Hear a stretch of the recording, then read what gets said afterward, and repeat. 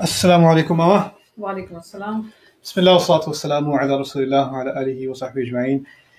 آج سیریس بات کرنے سے پہلے میں کچھ کامنٹس بہت زیادہ آ رہے ہیں, اس کے بارے میں کچھ کہہ دوں. کافی لوگوں نے, آپ نے بھی دیکھا ہوگا, ان کو اردو بھی آتی ہے, یہ اردو بولتے ہیں. اور پھر لوگ مجھے کہتے ہیں میں پرانے زمانے کی اردو بولتا ہوں. جب میں کسی جس کو اردو آتی ہے اس سے بولتا ہوں, کہتا ہوں آپ کی اردو اچھی نہیں ہے. جس کو اردو نہیں آتی اچھی, اس سے بولتا ہوں, کہتا ہے آپ بڑے لوگوں کی اردو بولتے ہیں. مجھے سمجھ نہیں آ رہی اردو کہاں پھنس گئی. اردو تو اردو ہے, کبھی اچھی کبھی لگتا ہے کہ مشکل ہے. تو کوئی نہیں, ان کا خیال یہ تھا کیونکہ میں یہاں امریکہ میں رہا ہوں تو میری لائک ایسے ہوگی کہ لائک مجھے بولنا نہیں آتا اور میں لائک برگر والی اردو بولوں گا. جو لینگویج بولتے ہیں اس کو پرفیکٹ سمجھ کے بولتے ہیں. میں تو کہتا ہوں کہ زبان سیکھنی تو ٹھیک سے سیکھو, رائٹ. خیر, اور ویسے آپ کی سکھائی ہوئی زبان ہے, کیوں نہیں بولوں گا, بولنی بھی چاہیے. خیر, تو آج مام آج جو بات کر دی ہے نا آپ سے, I'm gonna guess آپ نے یہ بات پہلے کبھی نہیں سنی اس قصے کے بارے میں. I'm gonna guess. So آخری بات ہم نے یہ کی تھی کہ شیطان کو نکالا گیا کہ تمہاری یہ کیا مجال کہ یہاں پہ تم تکبر کرو اور تم چھوٹے بنائے گئے ہو, یعنی تمہاری کوئی حیثیت نہیں ہے, فخرج, نکل جاؤ یہاں سے. جاتے ہوئے وہ کہتا ہے قال انظرنی الی یوم یبعثون, اس نے کہا مجھے وقت دیجیے, مہلت دیجیے اس وقت تک جب یہ دوبارہ زندہ کیے جائیں گے. اس نے یعنی قیامت کے دن تک. اسے کیسے پتا قیامت کے دن کا؟ اور قیامت تو اس وقت ہوتی ہے کہ جب پورا قصہ قیامت کا یہ ہے کہ انسان دنیا میں آئے گا, دنیا میں اس کا امتحان لیا جائے گا, امتحان میں وہ یا پاس ہوگا یا فیل ہوگا, اس کے اعمال کا ریکارڈ ہوگا, پھر اس کے بعد وہ اپنی قبر میں جائے گا, پھر قبر سے ایک دن قیامت آئے گی, قیامت میں جا کے وہ اس نے دوبارہ کھڑے ہونا ہے اور پھر کھڑے ہو کے اس کے اعمال کا سارا نامہ سامنے آئے گا اور پھر دیکھا جائے گا کہ اس کو مغفرت ملے گی کہ نہیں, رائٹ. یہ ساری کہانی ہے. اگر ابلیس نے صرف اتنی سی بات کہہ دی, وہ دن جب کہ یہ اٹھائے جائیں گے, تو اس کا مطلب ہے اللہ تعالیٰ نے انسان کی جو صرف یہی نہیں بتایا فرشتوں کو کہ میں نے زمین میں خلیفہ ڈالنا ہے, زمین میں کسی کو چھوڑنا ہے, بلکہ اس کا پورا پلان اس انسان کا کہ اس کے ساتھ امتحانات ہونے ہیں, اس کو خیر اور شر کی چوائسیز ہونی ہیں, اس کو یہ تمام مرحلات سے گزرنا ہے اور پھر آخر کار جا کر اس کو موت بھی آنی ہے اور پھر اس کے بعد اس کو دوبارہ کھڑا بھی ہونا ہے. یہ سب تمام کو معلوم ہے, انسان تک کو معلوم تھا اس وقت. اور یہ جو مسٹری ہے تھوڑا کھلتی چلی جائے گی اب, کیونکہ شروع سے ہی ہمیں اپنے پورے مقصد کا علم تھا, اور ملائکہ کو بھی تھا, ہمیں بھی تھا, اور یہاں تک کہ ابلیس کو بھی ہے. اسی لیے اس نے کہا اس دن تک مجھے وقت دے دیں, مہلت دے دیں. انظرنی الی یوم یبعثون. اللہ تعالیٰ نے جواب میں کہہ دیا انک من المنظرین. اس بات سے میں آگے کی بات پہلے کر رہا ہوں تاکہ ہمیں سمجھ میں آ جائے. اللہ تعالیٰ نے ہمیں معلوم یہ ہوتا ہے, اللہ تعالیٰ نے ہمیں پہلے سے انفارم کیا ہوا ہے کہ ہمارے ساتھ امتحان ہونا ہی ہونا ہے, اور اس امتحان کا مقصد جنت ہے. یعنی اس کا مقصد اللہ کی رضامندی ہے, اور رضامندی کا پہلا مرحلہ جنت ہے, اس کے آخری مرحلہ اللہ سے خود ملاقات ہے ہماری, ان کی اپنی کمپنی ہے. لیکن یہ سب مراحل انسان کو ایک امانت کے طور پہ دیے گئے تھے. یہ میں اگین آگے کی بات ہے, لیکن پہلے سے میں آپ کو انٹروڈیوس کرا رہا ہوں. سورۃ الاحزاب میں ہے انا عرضنا الامانۃ علی السماوات والارض فابین ان یحملنها فحملها الانسان. سورۃ الاحزاب میں ہے کہ اللہ تعالیٰ نے ایک بہت بڑی امانت ہم نے دینی چاہیے, ہم نے دی آسمانوں کو, زمین کو, لیکن وہ اٹھانے سے انکار کر گئے, لیکن انسان نے اسے اٹھایا.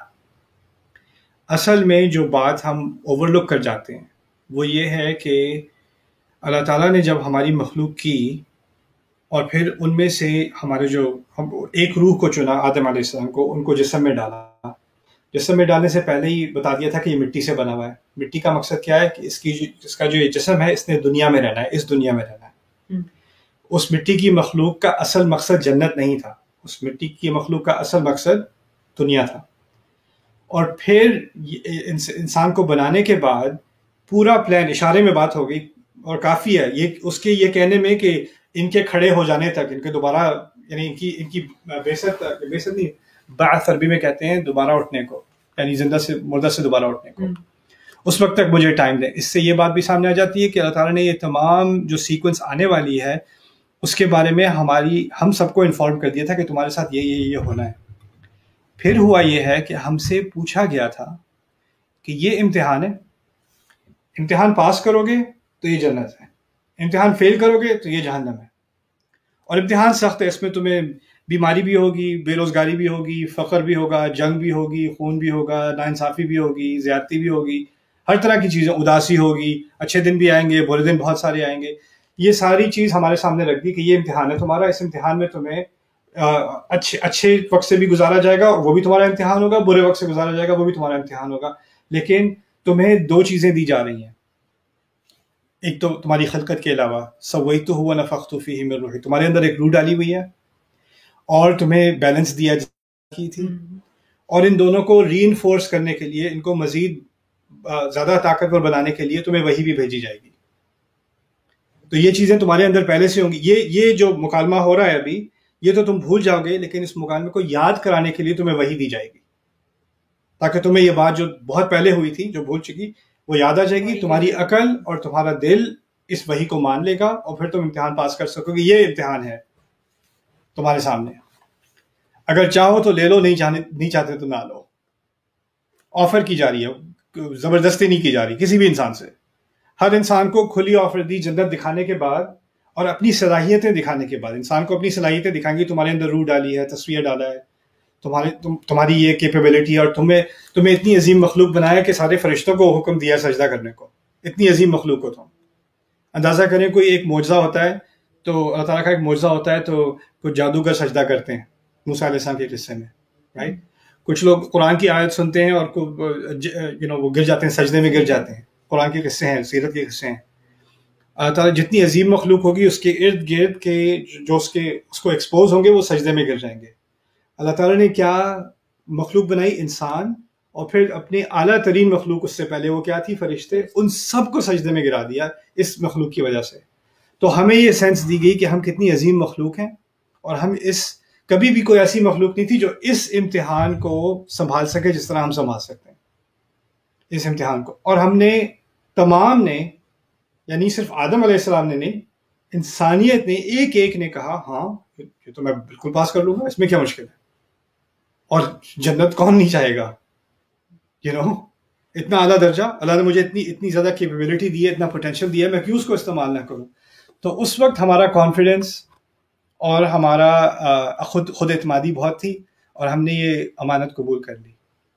یہ بات سمجھنی اس لیے چاہیے کیونکہ لوگ کہتے ہیں، کوئی انسان اپنے آپ سے کہتا ہے میں نے تھوڑی کہا تھا کہ مجھے پیدا کیا جائے، میں نے تھوڑی کہا تھا کہ مجھے بیماری ہو، میں نے تھوڑی کہا تھا کہ مجھے مشکلیں ہوں دنیا میں نے تھوڑی کہا تھا میرے ساتھ یہ ہو اور وہ ہو، میں نے اپنی زندگی تھوڑی چوز کی ہے، تو اللہ نے مجھے مصیبت یہاں پہ ڈال دیا، اب امتحان بھی میری بغیر چوائس کے، میں نے کب سائن اپ کیا تھا؟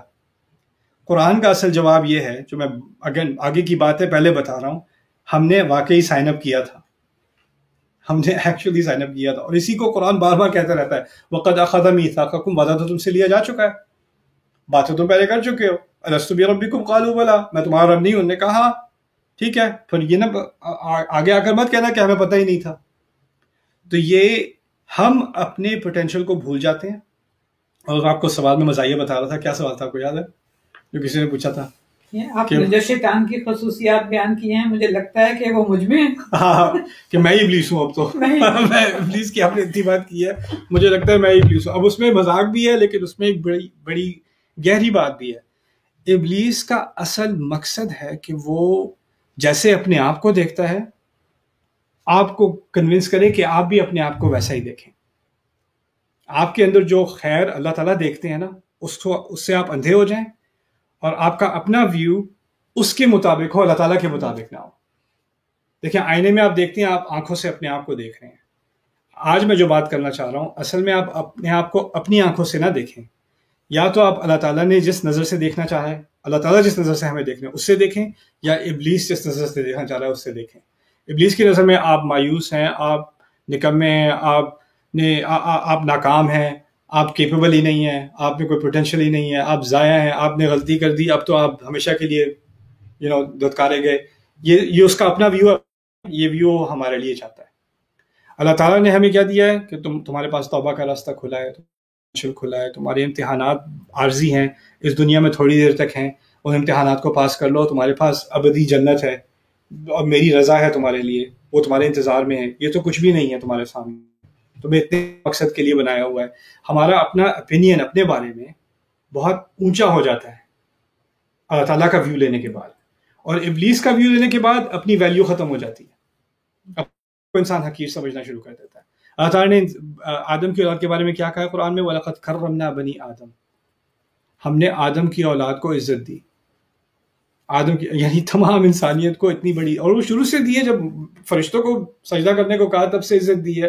تو اس کا مطلب ہے جو چیز اللہ نے دی ہے وہ ابلیس چھیننا چاہ رہا ہے، وہ آپ اپنے آپ سے تو نہ چھینیں، آپ تو اپنے آپ کو ویلیو کریں، آپ تو اپنی روحانیت کو ویلیو کریں. تو یہ اصل بات ہے جو یہاں پر اس کو بھی پتا ہے کہ اصل مقصد ہے جس دن وہ دوبارہ کھڑے ہونے، اس وقت تک وقت دے دیں. اللہ تعالیٰ نے کہا تمہیں وقت دیا جا رہا ہے، انک من المنظرین، تم ان میں سے ہو جن کو وقت دیا جا رہا ہے. فَدَنَّ لَهُمْ صِرَاطَكَ الْمُسْتَقِيمِ، یہاں دوبارہ ایک نئی بات کھل گئی. پھر وہ کہتا ہے کہ اس وجہ سے کہ آپ نے مجھے پھسلایا، اللہ تعالیٰ سے کہہ رہا ہے آپ نے جو مجھے پھسلایا، بدلے میں ان کا جو آپ کا جو سیدھا راستہ ہے نا، اس میں قسم کھاتا ہوں اس پہ میں بیٹھا رہوں گا. گہری بات کر دی ابلیس نے. پہلے کہا میں جو کرنے والا ہوں بدلے میں کرنے والا ہوں. کس چیز کا بدلہ؟ آپ نے مجھے پھسلایا، غلطی آپ کی ہے، میری نہیں ہے. اللہ تعالیٰ سے کہہ رہا ہے. وہ کیوں کہہ رہا ہے اس کو بھی سمجھنے کی ضرورت ہے. میں آپ کو ایک مثال دیتا ہوں اجمام. میں نے انگلش میں یہ بہت دفعہ دے چکا ہوں، لیکن اب اس کو عربی اردو میں میں نے کبھی، میرے نہیں خیال کہ میں نے ایکسپلین کیا ہے. فرض کریں مام کہ میری کہیں جاب لگتی ہے، ٹھیک ہے، اور میں بالکل جیسے وہ انٹری لیول پوزیشن ہوتی ہے نا جس میں چائے لے کے آؤ اور اس کی کاپی بنا دو، سیکرٹری ٹائپ پوزیشن، وہ لگی. وہاں سے پروموشن کرتے کرتے کرتے کرتے میں 20 سال لگا دیے، 25 سال لگا دیے کمپنی میں وائس پریزیڈنٹ بن گیا کمپنی کا، ایگزیکٹو وائس پریزیڈنٹ بن گیا. پروموشن ہوتے ہوتے اپنی تعلیم آگے کرتے رہتے، ایکسپیرینس کرتے رہتے، کہاں سے شروع ہوا تھا کہاں پہنچ گیا. اب 25 سال لگانے کے بعد وہ سی ای او جو ہے وہ ریٹائر ہو رہا ہے، پریزیڈنٹ کمپنی کا ریٹائر ہو رہا ہے، اور وہ اناؤنس کرنے والا ہے کہ نیا پریزیڈنٹ اب کون ہوگا. پوری توقع ہے کہ میرے ایکسپیرینس کے حساب سے اور جس حساب سے میں آگے آیا ہوں، جو لائلٹی میں نے دکھائی ہے، میرے علاوہ کون ہوگا؟ مجھے تو لگتا ہے کہ میں ہی ہوں اس کا مستحق. اس پروموشن آفس ہے، میں سوچ رہا ہوں کہ چلو ٹائم آ گیا پروموشن کا، آج ہی اناؤنس کرنا تھا. آفس میں بلایا، وہاں پر کوئی 16-17 سال کا لڑکا بیٹھا ہے چیئر پہ، چنگم کھا رہا ہے، اس نے بیس بال ہیٹ سائڈ پہ پہنی ہوئی ہے، وہ بیٹھا ہے، اور سی ای او مجھے کہتا ہے یہ ہمارے نئے پریزیڈنٹ ہیں، ان کے لیے چائے لے آؤ. اگر وہ مجھے یہ کہتا ہے، آپ مجھے بتائیں میں کیا فیل کروں گا اس وقت؟ غصہ. یہ کیا بکواس ہے؟ میں نے 25 سال لگائے اس کمپنی میں، یہ کیا چیز ہے؟ اس کو کہاں سے پروموشن مل رہی ہے؟ اور پھر اب میں مزید اس کہانی کو میں مزید کمپلیکیٹ کر دیتا ہوں. ایک وہ جو پریزیڈنٹ ہے اس نے تمام امپلائیز کو ای میل بھیج دی کہ بھائی اس کو جو ابھی جو میں ہوں میری ٹرانسفر ہونے والی ہے کسی ایسی لوکیشن پہ جو یعنی مناسب نہیں ہے، ٹھیک ہے، تو میری ٹرانسفر ہونے والی. سب کو بتا دیا، مجھے نہیں بتایا، ٹھیک ہے. اچھا اب میں آیا، میں نے غصہ کیا کہ یہ کیا بکواس ہے، یہ کیا ہو رہا ہے. تو وہ سی ای او مجھ سے کہتا ہے کہ بھائی آپ نے جو بھی غصہ دکھایا، بدتمیزی کی آفس میں، یہ ایکسیپٹیبل نہیں ہے، اس کے بدلے میں آپ کو ٹرانسفر کر رہا ہوں.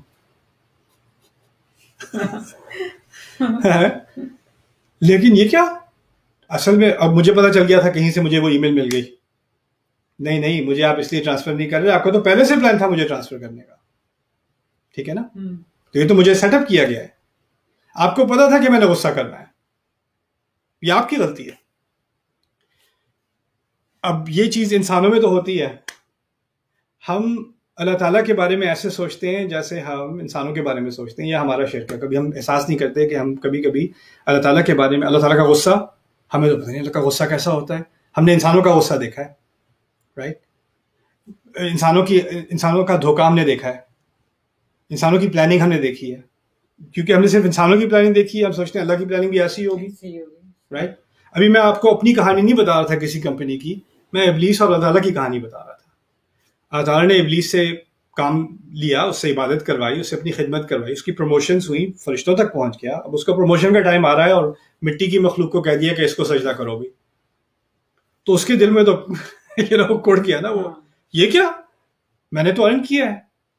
تو میں یہ کہنا چاہ رہا ہوں کہ جو اس کو ایک انٹائٹلمنٹ تھی نا کہ مجھے ملنی تھی یہ چیز، یہ ہم روز ایکسپیرینس کرتے ہیں. اور مجھے جو یہ غصہ آیا ہے، یہ غصہ میری طرف سے یہ آپ کی وجہ سے ہو یہ غصہ، تو اس نے اللہ تعالیٰ کو بلیم کیا اس غصے میں. اس کا اصل جواب پہلے آ چکا ہے.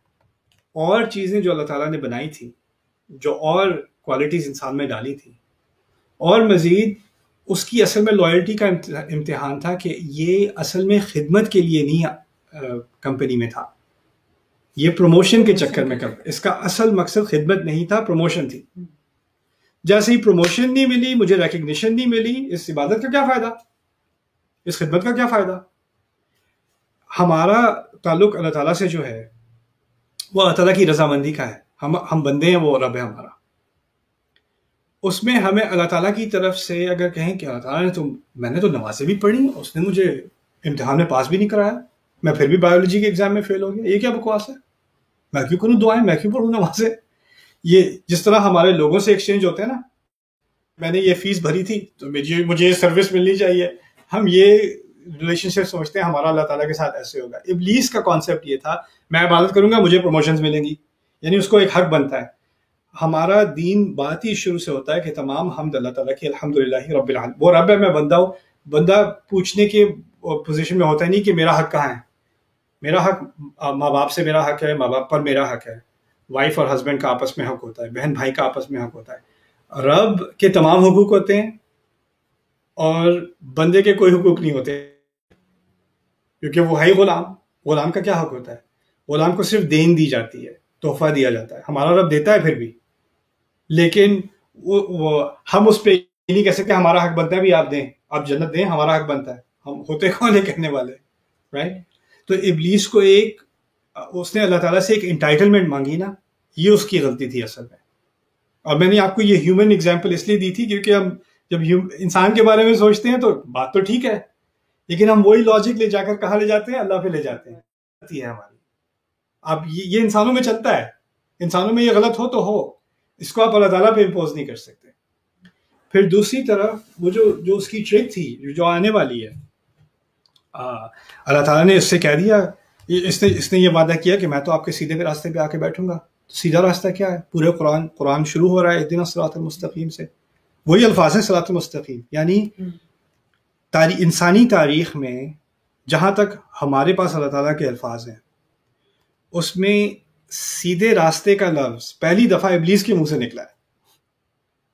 اللہ تعالیٰ نے تو ہمیں قرآن میں بتا دی نا سیدھے راستے پر چلو، لیکن ہسٹری میں جو کوٹ ہے ہمارے پاس، پہلا کوٹ کہ سیدھا راستہ کس کو پتا تھا سیدھے راستے کا؟ ابلیس نے اس کا ذکر کیا. یعنی اللہ تعالیٰ پہلے سیدھے راستے کی بات کر چکے ہیں. اور اگر سیدھے راستے کی بات سمجھانی ہوتی ہے تو اس کا مطلب ہے کہ جو ٹیڑھے راستے ہیں ان کے بارے میں بھی انٹروڈیوس کرانا پڑتا ہے کہ یہ ٹیڑھا راستہ ہے، یہ ٹیڑھا راستہ ہے. تم غلط راستے پہ بھی جا سکتے ہو، غلط راستے پہ بھی جا سکتے ہو. یہاں تک کہ اس سے یہ بات بھی نکلتی ہے کہ انسان کو بتا دیا گیا تھا کہ تم غلط راستے پہ، ابلیس کے بغیر بھی غلط راستے کھلیں اور تمہیں جانے کی طرف تمہارا رجحان ہو سکتا ہے، لیکن تمہیں سیدھے راستے پر رہنا ہے. اسی لیے اس نے کہا کہ آپ کا جو یہ سیدھا راستہ ہے نا، جو آپ نے سمجھایا تھا سب کو، جس پہ سب نے چلنا ہے، میں اسی پہ جا کے بیٹھوں گا.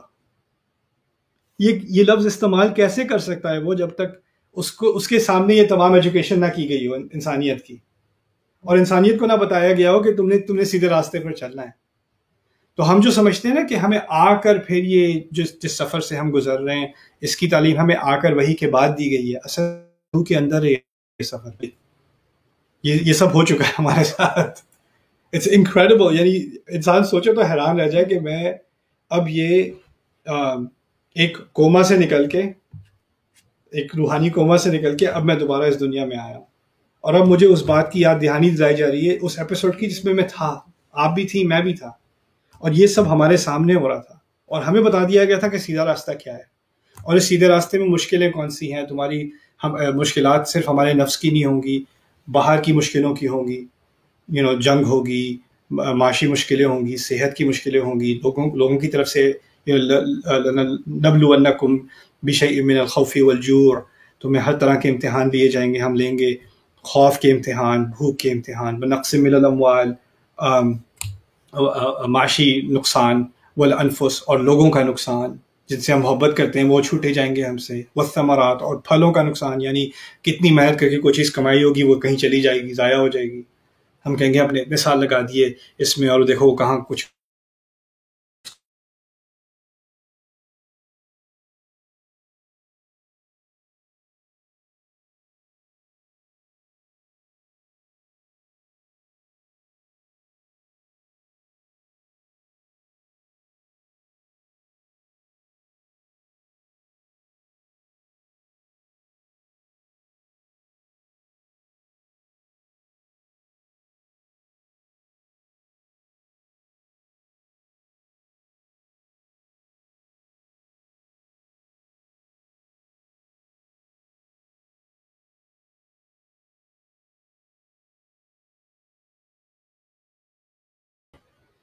Sorry, interrupt ہو گیا تھا میں نے. I didn't keep talking, so it's okay. But it's عقل مند کے لیے اشارہ کافی ایسی روک دیتے ہیں انشاءاللہ. آج کافی گہری بات کر دی اور اس کو آگے مزید کریں گے انشاءاللہ. ابھی ہم 16ویں آیت تک پہنچے ہیں جہاں اس نے اللہ تعالیٰ کو بلیم کر کے اپنے بارے میں کہا لا قعدن علی صراطک المستقیم. یہاں پر آدم علیہ السلام کے بارے میں بھی بات آنے والی ہے کہ وہ بھی اگر ان کو موقع ہوتا تو وہ بھی اللہ تعالیٰ کو بلیم کر سکتے تھے. تو اس کو سمجھیں گے انشاءاللہ اگلی نشست میں. لیکن آج ایکچولی میں اسپیشل سیشن بھی کرنا چاہ رہا ہوں. میں نے کل ذکر کیا تھا ایک بات کا جس سے کافی لوگوں کو مذاق میں کہتا ہوں بھوت سوار ہو گیا کہ میں نے کہا تھا کہ کوئی جن کنٹرول نہیں کرتا انسان کو، قبضہ نہیں کرتا، حاوی نہیں ہوتا اس پہ. تو کافیوں نے کہا نہیں تو میں نے بہت دیکھا ہے پاکستان میں نے بڑی ویڈیوز دیکھی. پہلا میرا سوال یہ ہے کہ یار یہ صرف یہ جن بھوت جو ہیں پاکستان، ایجپٹ اور افریقہ میں ہی جاتے ہیں، ان کا یورپ میں کوئی ہوتے ہیں؟ میرے کو سارے جو نان ایشین یا نان عرب فرینڈز ہیں موویز میں ملتے ہیں. تو میں نے کہا کہ اس کی دلائل کیا ہیں، اور لوگوں نے سورۃ الفلق کے بارے میں پوچھا کہ رسول صلی اللہ علیہ وسلم پہ جادو کا اثر ہوا تھا، جو نفاثات فی العقد جو گرہیں ڈالتی تھیں. اور پھر آیت ہے ذکر ہاروت اور ماروت کا ذکر ہے قرآن میں، جادو سکھاتے تھے. تو اس سلسلے میں جس فلسفے کی طرف کنونس ہوں، جن دلائل سے میں زیادہ کنونس ہوں، ان سے میرا تعارف ہوا تھا ڈاکٹر اکرم ندوی کے ذریعے. وہ میرے نزدیک دنیا کے لیڈنگ محدثین میں سے ہیں، حدیث ریسرچر میں سے ہیں، اور ان کی ریسرچ کو میں بہت زیادہ رسپیکٹ کرتا ہوں. اور صرف یہ نہیں کہ ان کی کریڈینشلز ہیں کرتے ہیں تو اس میں ایک ریسرچ کی گہرائی ہوتی ہے. I respect research. تو میں نے ان سے کل درخواست کی تھی کہ وہ میرے ساتھ ایک لائیو سیشن کر لیں اس موضوع پر، اور وہ اپنا پوائنٹ آف ویو خود ہی ہمیں شیئر کر لیں، اور اس کے بعد میں ان سے سوال بھی پوچھ لوں گا انشاءاللہ.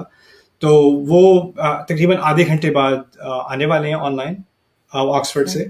تو میں دوبارہ یہ لائیو اسٹریم کروں گا انشاءاللہ آدھے گھنٹے بعد، اور اس میں ان سے ایک اس بحث پہ اور اس موضوع پہ کچھ بات ہوگی انشاءاللہ. تو اس وقت تک السلام علیکم ورحمۃ اللہ، بارک اللہ علیہ ولکم. السلام علیکم مام، thank you. Let me go turn the thing of.